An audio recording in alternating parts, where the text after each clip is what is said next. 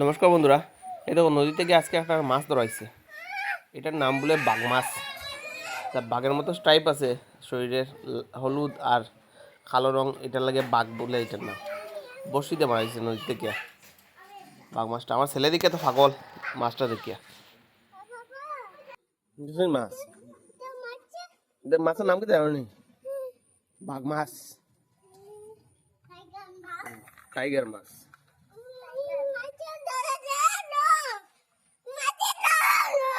না তুমি ধরো, আমি পারতাম না, ধরতাম। আমার ডর লাগে মাছ দেখিয়া।